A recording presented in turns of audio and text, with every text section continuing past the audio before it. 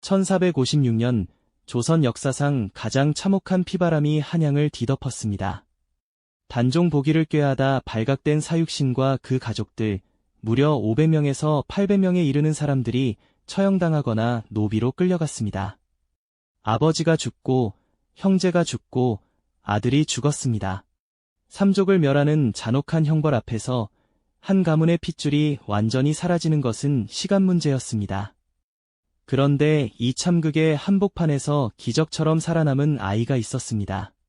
사육신 박팽년의 손자 박일산이 바로 그 주인공입니다. 그는 어떻게 세조의 칼날을 피할 수 있었을까요? 왜 17년이라는 긴 세월 동안 노비의 신분으로 숨어 살아야 했을까요? 그리고 어떻게 다시 양반의 신분을 되찾을 수 있었을까요? 오늘은 조선 역사상 가장 극적인 생존 이야기 박일산의 삶을 따라가 보겠습니다. 이야기는 1456년 6월로 거슬러 올라갑니다. 당시 형조 참판이었던 박팽년은 성삼문, 이계, 하위지, 유성원, 유흥부 등과 함께 단종의 보기를 도모하고 있었습니다. 세종대왕의 총애를 받으며 지편전에서 빛나는 학문적 업적을 쌓았던 이들은 어린 단종이 숙부 수양대군에게 왕위를 빼앗긴 것을 결코 받아들일 수 없었습니다. 박팽년은 순천박씨 명문가의 자제로 1417년 충청도 회덕에서 태어났습니다. 그의 아버지 박중림은 이조 판서를 지낸 명망 있는 관리였고 박팽년 자신도 1434년 알성문과에 급제하여 18년간 지편전에서 근무한 당대 최고의 학자였습니다. 세종대왕은 그의 뛰어난 학문과 글씨를 높이 평가하여 집대성이라는 칭호까지 내렸다고 전해집니다. 그해 6월 창덕궁에서 명나라 사신을 위한 연회가 열릴 예정이었습니다. 사육신은 이 자리에서 벼른검을 세워 세조와 그 측근들을 제거하고 단종을 복위시키려 했습니다. 그러나 거사 직전 계획에 참여했던 김질이 장인 정창손의 설득에 넘어가 모든 것을 밀고하고 말았습니다. 세조는 즉시 성삼문 이하 주모자들을 체포하여 친히 국문에 나섰습니다.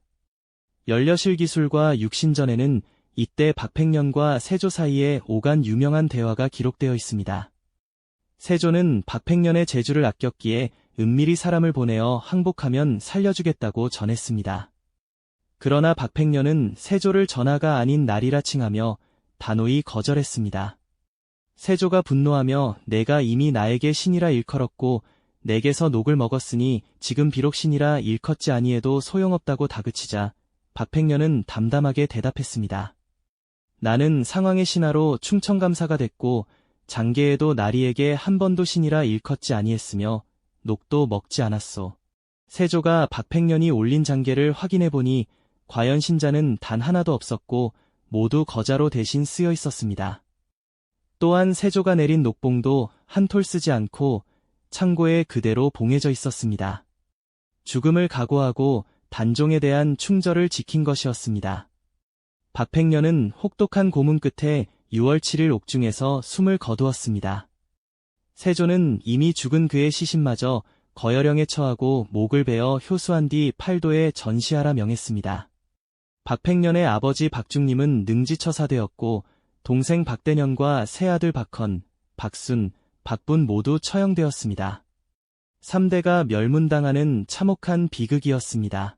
그런데 이 피바람 속에서 한 줄기 희망이 남아 있었습니다. 박팽년의 둘째 아들 박순의 아내 성주희 씨가 당시 아이를 잉태하고 있었던 것입니다. 세조는 임신 중인 며느리가 아들을 낳으면 죽이라고 명령까지 내렸습니다. 역적의 피가 흐르는 남자아이는 살려둘 수 없다는 것이었습니다.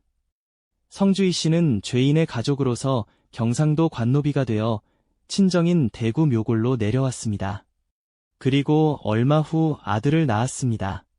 바로 이 순간 기막힌 운명의 반전이 일어났습니다.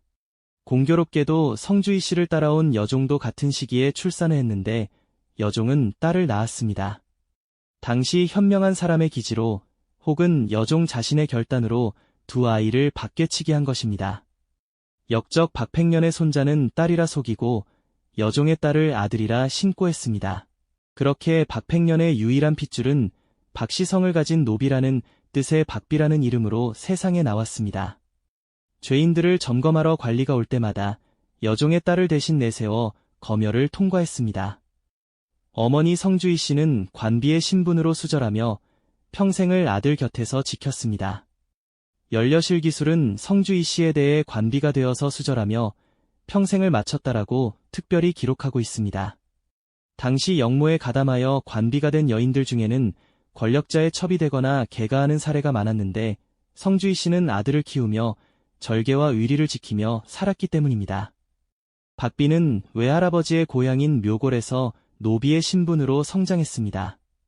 명문 양반가의 후손이지만 종의 이름으로 종의 삶을 살아야 했습니다. 자신의 진짜 정체를 알았는지 언제 알았는지는 기록에 명확히 남아있지 않습니다. 다만 그가 자라는 동안 세조의 눈을 피해 숨죽여 살아야 했음은 분명합니다. 한 가문의 마지막 희망이 노비의 신분을 뒤집어쓴 채 17년이라는 긴 세월을 보낸 것입니다. 세월이 흘러 1472년 성종 3년이 되었습니다.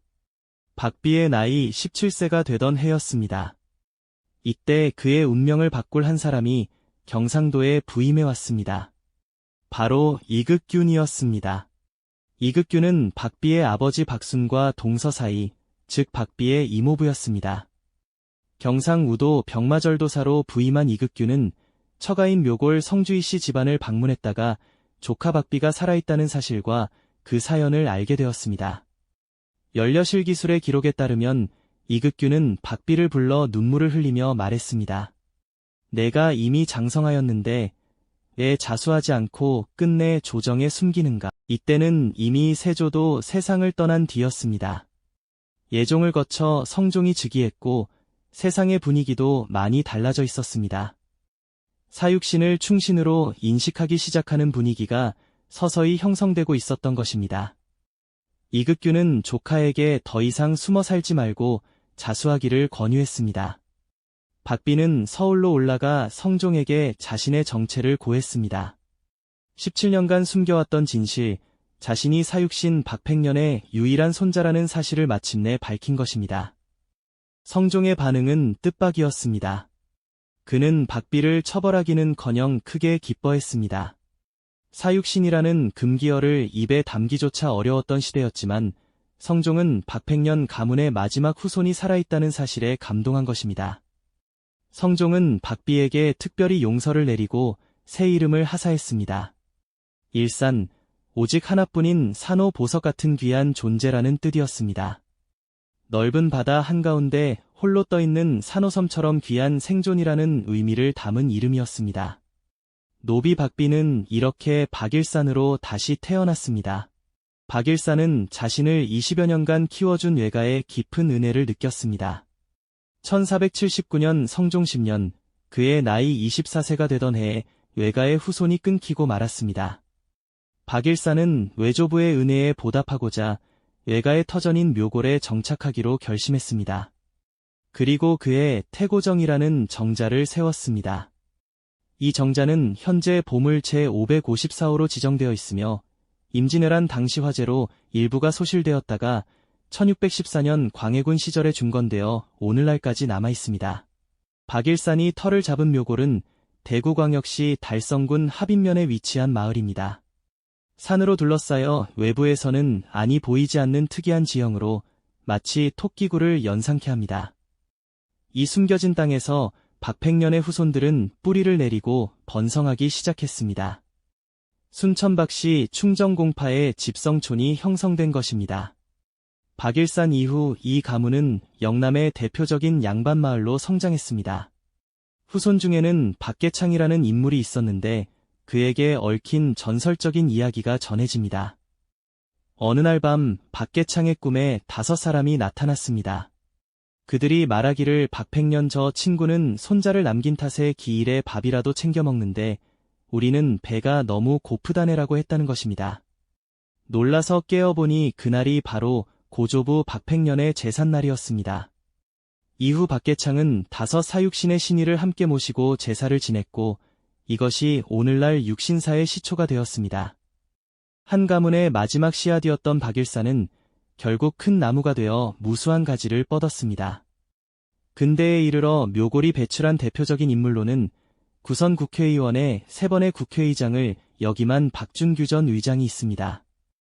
또한 삼성그룹 창업주 이병철 회장의 부인 박두을 여사도 이 마을에서 태어났습니다. 멸문의 위기에서 노비의 신분으로 숨어 살아야 했던 한 아이의 후손들이 대한민국의 정치와 경제를 이끄는 거목들로 성장한 것입니다. 박일산의 이야기는 단순한 생존기를 넘어섭니다. 이것은 한 어머니의 처절한 모성, 한 여종의 목숨을 건 기지, 그리고 17년간 정체를 숨기고 살아야 했던 한 소년의 인내에 관한 이야기입니다. 역사의 칼날 앞에서도 꺾이지 않았던 인간 의지의 승리이기도 합니다. 일부 학자들은 유복자였던 박비가 당시 법에 따라 죽임을 당하지 않고 예가에서 보증하며 키웠을 뿐이라고 해석하기도 합니다.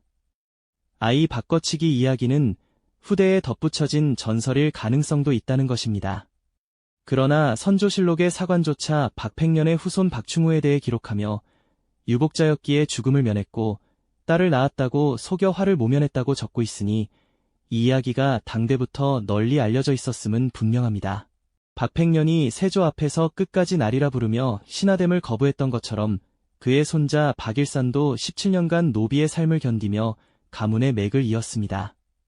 할아버지의 충절은 손자의 생존으로 이어졌고 그 생존은 다시 수백 년간 이어지는 가문의 번영으로 이어졌습니다. 어쩌면 박일산이야말로 박팽년의 저리를 가장 완벽하게 계승한 사람일지도 모릅니다. 죽음으로써 충절을 지킨 것이 아니라 살아남음으로써 그 뜻을 이었으니까요. 오늘 우리가 대구 묘골에서 만나는 육신사와 태고정, 그리고 순천박씨 집성촌의 고택들은 모두 한 소년이 17년간 노비로 살아남았기에 존재하는 것입니다. 역사는 때로 이렇게 한 사람의 생존을 통해 면면이 이어집니다. 박일산, 그는 죽음의 문턱에서 살아남아 조선 역사에 한 줄기 빛을 남긴 기적의 아이였습니다. 구독과 좋아요는 더 좋은 역사 이야기를 만드는 데 큰 힘이 됩니다. 다음에도 흥미진진한 역사 이야기로 찾아뵙겠습니다.